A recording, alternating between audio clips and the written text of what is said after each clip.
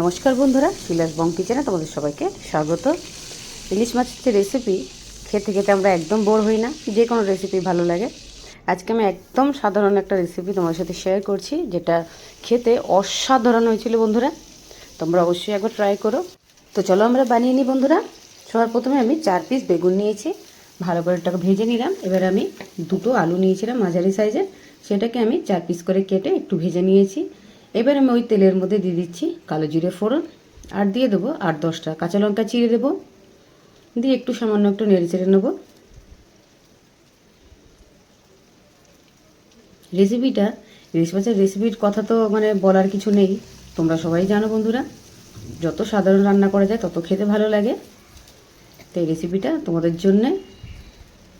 দেখো মাছগুলো এবার আমি একটা একটা করে মাছগুলো আমি সাজিয়ে দিচ্ছি। মাছগুলোতে আমি নুন হলুদ কিছুই মাখাইনি, খালি ধুয়ে রেখে দিয়েছিলাম।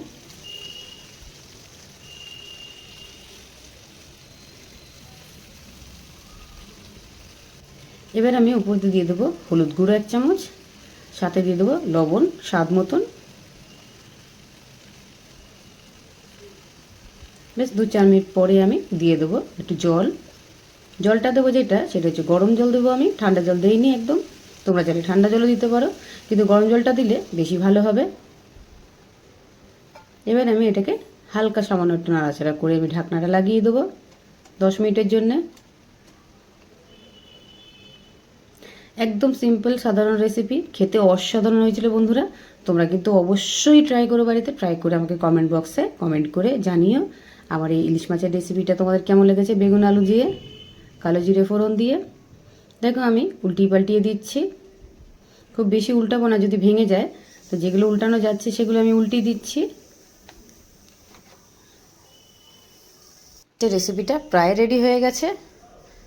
এবার আমি এটাকে আবার 10-15 মিনিটের জন্য আবার ফুটতে রেখে দেবো। ভালো করে ঝোলটা যতক্ষণ না ফুটবে তো তত খেতে ভালো লাগবে না। যত ঝোলটা ফোটাতে পারবে তত স্বাদ হবে। আমি প্রায় 20-25 মিনিট পর্যন্ত ফুটিয়েছি এটাকে, ঝোলটাকে। গরম গরম ভাতের সাথে খেতে অসাধারণ হয়েছিল বন্ধুরা। তোমরা আশা করি তোমাদেরও খুব ভালো লাগবে। দেখো আমার এই ইলিশ মাছের রেসিপি প্রায় রেডি হয়ে গেছে, আলুগুলোও সেদ্ধ হয়ে গেছে।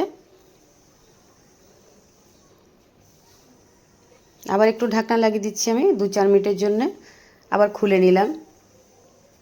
তো আমার রেসিপি একদম রেডি বন্ধুরা।